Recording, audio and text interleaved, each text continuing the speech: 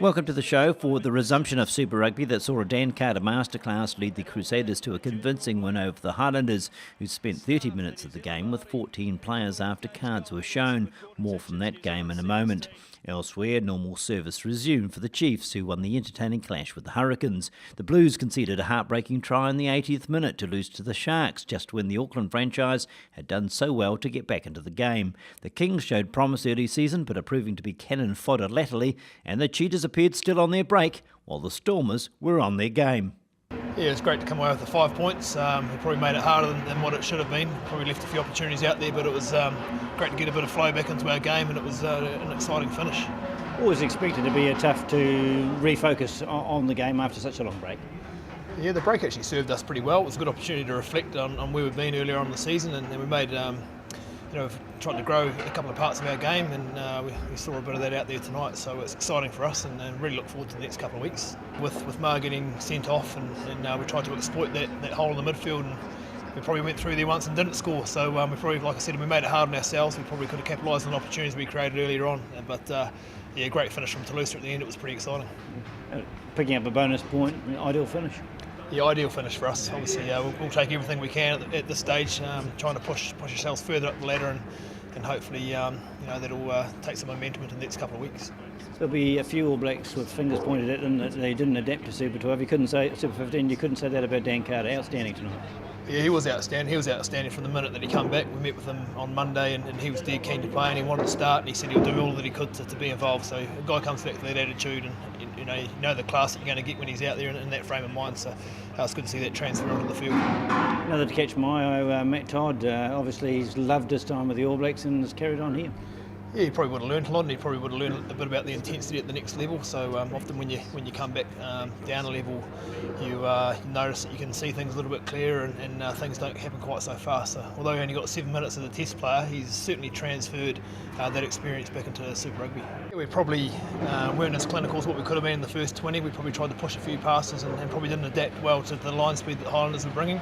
But as the game wore on, I think the guys really connected and come up with some good solutions around where they were going to attack, and we're starting to get a bit of flow into our game, which is really exciting to see. And the last 20 minutes is probably a product of the good work done sort of in that middle 40.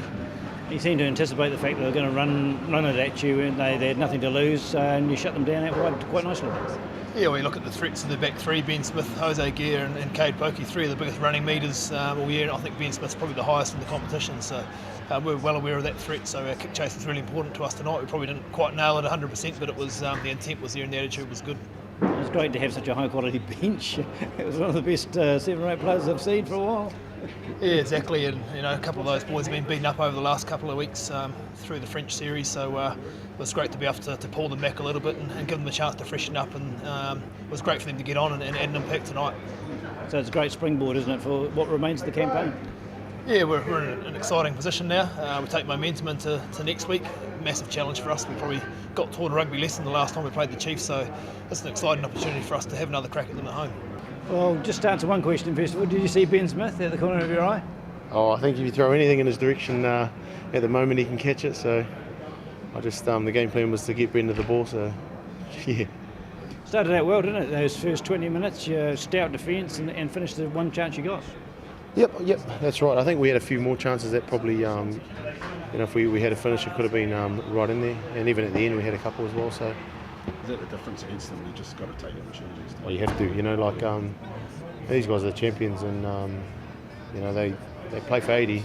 That's for sure. And they, but we've got to be happy with the efforts.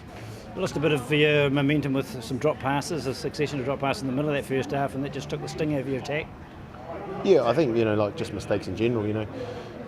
But we knew we had to play because Crusaders, as I mentioned, the masters of an 80-minute game, and you've got to mix it up and try and break them into pieces. Because as a team, if you don't do enough, they're just a better side at playing that style of rugby. Then they had a player sent off. Do you think that was an opportunity for the Highlanders to bounce back? It'd be good if Corey Flynn played centre. But yeah, absolutely. There's opportunities galore. You just got to be able to finish, and especially against a team like that. And they got the best guy there, and you see when he switches on that he can turn the game. And it was good to see him play well.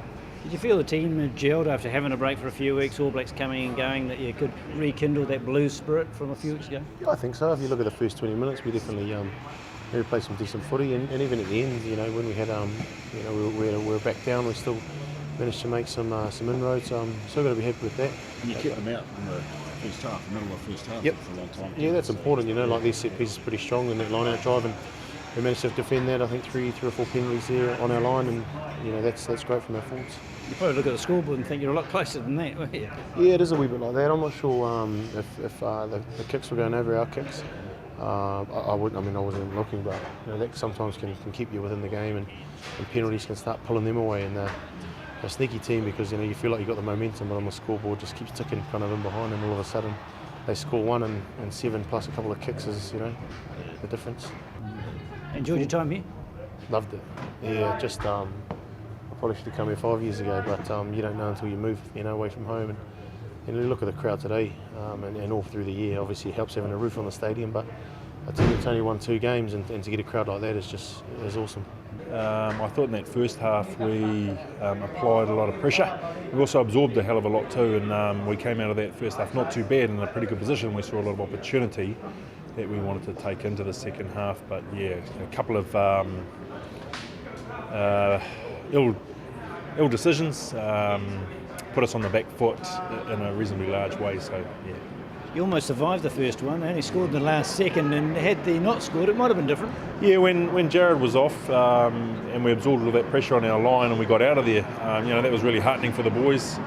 And you're right, yeah.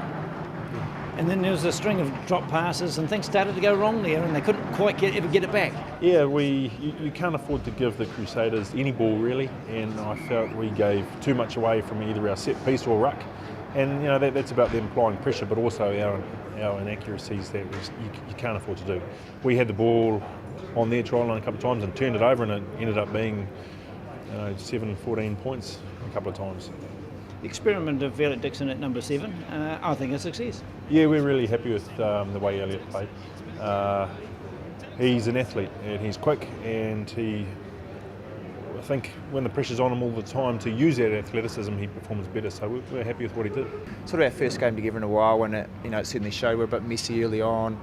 A few times when we were in good positions to get points, we didn't. And credit to the Highlanders, they took a long time for us to wear them down. And but yeah, like I say, sort of back into the first half, we sort of managed to start to take a few phases together and get some points. And then we started the second half well and sort of got a bit of momentum, and we were able to finish the game off well.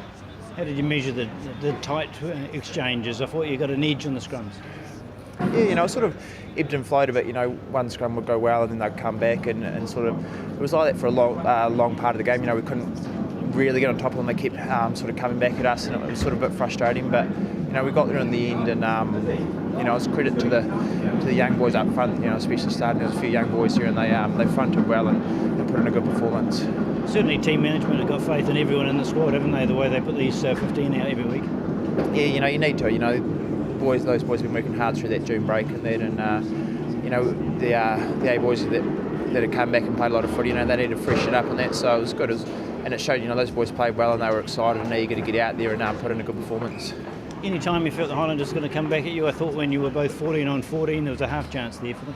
Yeah, exactly. Sort of opened the field up a bit more, and we really had to scramble well. They made some good breaks and that, but we managed to scramble well and we're down our line defending a few times, but a couple of times the sort of turnovers that we were able to get, or sort of force them into a mistake and just relieve pressure and that. But yeah, certainly they were right in there for a long period, and it wasn't until late in the game that we sort of could get control of it.